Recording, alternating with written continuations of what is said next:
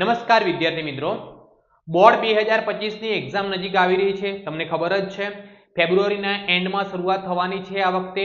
એ વસ્તુને ધ્યાનમાં રાખીને આજે આપણે આ વિડીયોની અંદર ધોરણ 10 ગાલા એસાઇનમેન્ટની અંદર વિભાગ એ હેતુલક્ષી પ્રશ્નો જે 24 ગુણના એક્ઝામની અંદર પૂછાય છે અને મોસ્ટ ઓફ વિદ્યાર્થીને આ હેતુલક્ષી પ્રશ્નોની અંદર જ પ્રોબ્લેમ થતી હોય છે. તો આપણે આજે ગાલા એસાઇનમેન્ટનો પ્રશ્નપત્ર 1 એનો વિભાગ એ જે 24 ગુણનો બોર્ડની પરીક્ષામાં પૂછાય છે એનું સોલ્યુશન કરીશું. ઓકે, ચલો હવે જો તમને હેતુલક્ષી પ્રશ્નો એટલે તમને સ્ક્રીન પર દેખાય છે. વિભાગ એ ની અંદર કુલ 24 ગુણનું પૂછાય છે. તો સૌથી પહેલા જુઓ, નીચે આપેલ બહુવિકલ્પી જવાબવાળા પ્રશ્નો માટે સાચા વિકલ્પનો ક્રમ અને જવાબ લખો. 1 થી 6 પ્રશ્ન. 1 થી 6 પ્રશ્ન જે હોય છે એમસીક્યુ. એની અંદર પહેલો એમસીક્યુ છે કે દ્વિચલ સુરેખ સમીકરણ યુગ્મમાં a1/a2 does not is equal to b1/b2 હોય તો તેના ઉકેલ ખાલી જગ્યા હોય છે. તો તેનો ઉકેલ કેટલો હોય છે? 1 હોય છે. તો આની અંદર ત્રણ શરતો હોય છે. જો ત્રણ શરતો તમને બતાવી દઉં. સૌથી પહેલા a1/a2 does not is equal to b1/b2 હોય ત્યારે કેવી રેખાઓ મળે? છેદતી રેખાઓ મળે. કેવી રેખાઓ મળે છે? છેદતી. અને એનો ઉકેલ કેટલો હોય છે? 1. બીજી કન્ડિશન હોય છે આની અંદર a1/a2 equal to b1/b2 is equal to c1/c2. આવી કન્ડિશન હોય ત્યારે સંપાતી રેખાઓ મળે છે. અને સંપાતી રેખાઓ મળે એટલે કેટલા ઉકેલ મળે? અનંત ઉકેલ મળે છે.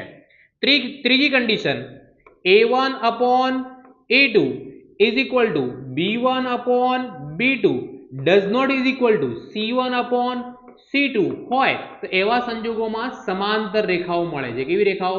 અને એનો ઉકેલ મળે નહીં. આ સંજોગોમાં ઉકેલ મળે નહીં. તો આ ત્રણ શરતો છે. ત્રણ શરતોમાંથી ગમે તે શરત તમને પૂછી શકે છે. ચલો બીજા એમસીક્યુ તરફ જઈએ.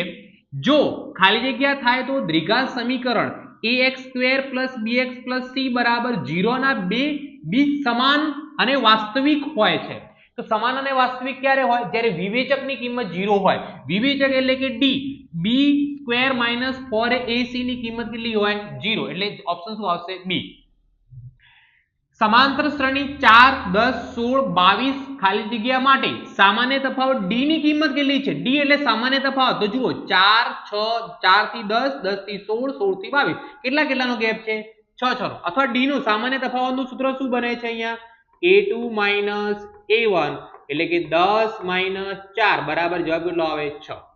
બિંદુઓ 0 5 અને -5 0 વચ્ચેનું અંતર ખાલી જગ્યા છે. તો જુઓ અહીંયા એકદમ ઈઝી છે. જુઓ અહીંયા 0 છે, અહીંયા -5 છે. તો અંતરનું સૂત્ર તમને ખબર જ છે. અંતર બરાબર વર્ગમૂળમાં x2 - x1 નો વર્ગ વત્તા y2 - y1 નો વર્ગ. એટલે 0 - 5 નો 0 - -5 નો વર્ગ એટલે શું થશે? 0 + 5 નો વર્ગ એટલે 5 નો વર્ગ પ્લસ અહીંયા 5 + 0 વર્ગ અહીંયા બી શું થશે? 5 નો વર્ગ બરાબર શું આવશે? 5 નો વર્ગ અહીંયા 25 + 25 તો શું થાય?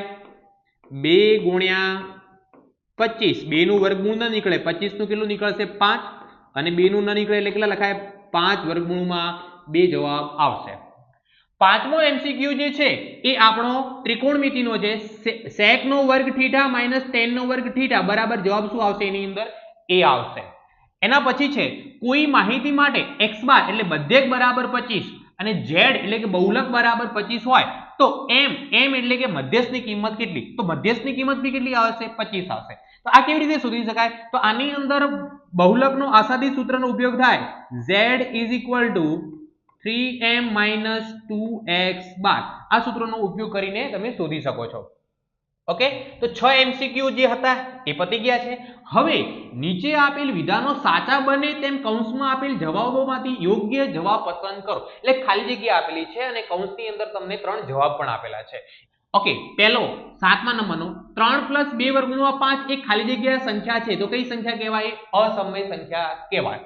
8મા નંબરનો દ્વિઘાત બહુપદી 4x નો વર્ગ - 3x - 7 ના શૂન્યનો સરવાળો ખાલી જગ્યા છે. તો શૂન્યના સરવાળાનું સૂત્ર તમે જાણો છો -b/ શું થાય? a બરાબર -b ની જગ્યા કેટલા છે? -3 ભાગ્યા e ની જગ્યાએ 4 માઇનસ માઇનસ પ્લસ જવાબ કેટલો આવશે 3/4 પહેલો જવાબ આવશે એક સિક્કાને 3 વખત ઉછાળતા મળતા શક્ય પરિણામોની કુલ સંખ્યા કેટલી કહેવાય 8 કહેવાય કેમ કે સિક્કા ઉપર કુલ પરિણામો કેટલા હોય 2 કેટલી વખત ઉછાળવાના છે 3 એટલે 2 નો ઘન કરો એટલે જવાબ કેટલો આવે 8 tan θ * cot θ tan અને cot એકબીજાના વ્યસ્ત છે એ બંનેનો ગુણાકાર કરવાથી જવાબ કેટલો આવશે આપણો 1 આવશે વર્તુળને વધુમાં વધુ ખાલી જગ્યા સમાંતર સ્પર્શકો હોઈ શકે છે તો જવાબ કેટલો આવશે 2 વધારે વધારે કેટલા સમાંતર સ્પર્શકો હોઈ શકે છે 2 હોઈ શકે છે એના પછી -2 -3 0 1 3 2 7 નો મધ્યસ્થ ખાલી જગ્યા છે મધ્યસ્થ એટલે વચ્ચેની સંખ્યા જુઓ કુલ 7 સંખ્યાઓ છે તો 7 સંખ્યામાં જુઓ 3 સંખ્યા આ બાજુ 3 સંખ્યા આ બાજુ વચ્ચેની સંખ્યા કઈ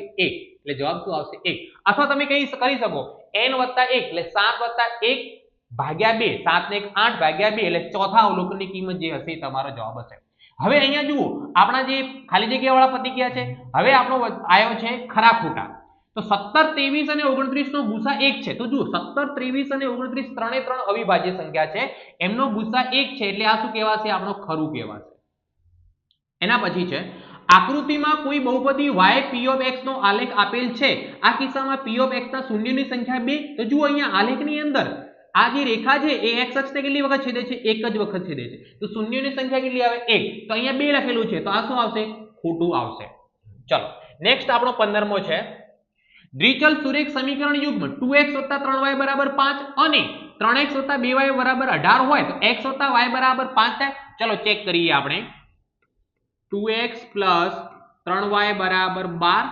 અને 3x + 2y = 18 આ બંનેનો આપણે સરવાળો કરી દઈએ 3 ને 2 કેટલા થાય 5x અહીંયા બી 3 ને 2 5x અને 12 ને 18 કેટલા થશે 30 બધાને 5 વડે ભાગી શકાય છે અહીંયા y આવશે તો અહીંયા શું આવશે x + y = 6 તો x + y = 6 અહીંયા 5 લખેલા છે એટલે શું આવશે ખોટો જવાબ આવશે અશક્ય ઘટનાની સંભાવના શૂન્ય હોય છે એ ખરું છે હવે જુઓ 17 થી 20 પ્રશ્નો છે એ એક વાક્યમાં શબ્દ કે અંકમાં જવાબ આપો a 2a 3a 4a સમાંતર શ્રેણી છે કે નહીં હા એ સમાંતર શ્રેણી છે કેમ કે આ બંને વચ્ચેનો તફાવત બધા તફાવત કેવા છે સરખા વર્તુળની અંદર આવેલા બિંદુમાંથી વર્તુળને કેટલા સ્પર્શકો દોરી શકાય છે તો 0 એક પણ સ્પર્શક દોરી શકાય નહીં જુઓ કોઈ બિંદુ વર્તુળની અંદર હોય તો એનાથી સ્પર્શક દોરી શકાતો નથી જો કોઈ બિંદુ વર્તુળની ઉપર હોય તો એનાથી એક સ્પર્શક દોરી શકાય છે અને કોઈ બિંદુ વર્તુળની બહાર હોય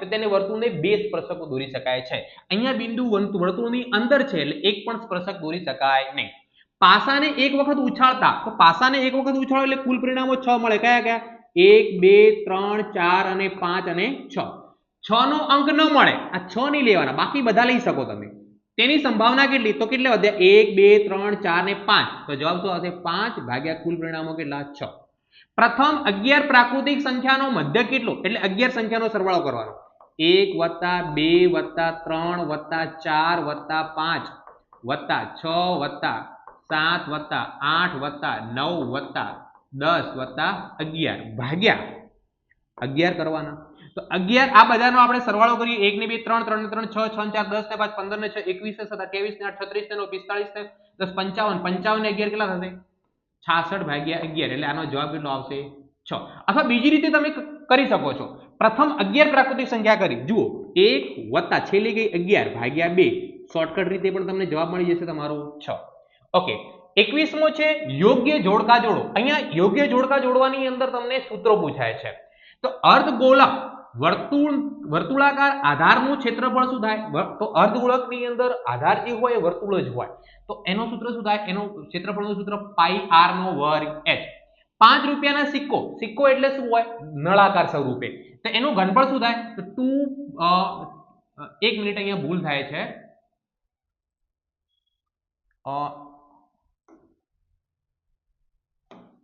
અહીંયા આપણે શું લખેલું છે કે અર્ધગોળકના વર્તુળાકાર આધારનું ક્ષેત્રફળ શું થશે તો એનો જવાબ શું આવશે આપણો πr² એટલે વર્તુળ નીચે જે પાયો બને છે વર્તુળનો બને છે અને 5 રૂપિયાના સિક્કાનું ઘનફળનું જવાબ શું આવશે πr² h થીટા ખૂણાવાળા વૃત્તાંશના ચાપની લંબાઈ કેટલી હોય તો πr θ ભાગ્યા 180 અને વર્તુળનો પરિઘ કેટલો હશે πd તો આપણે આજે પ્રશ્નપત્ર 1 ની અંદર 24 હેતુલક્ષી પ્રશ્નોનો જવાબ મેળવી લીધો છે.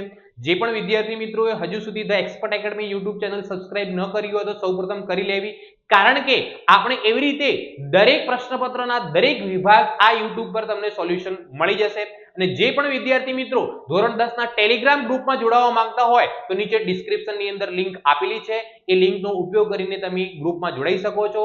ધન્યવાદ. નેક્સ્ટ વિડિયો સાથે નેક્સ્ટ વિભાગ સાથે મળીશું.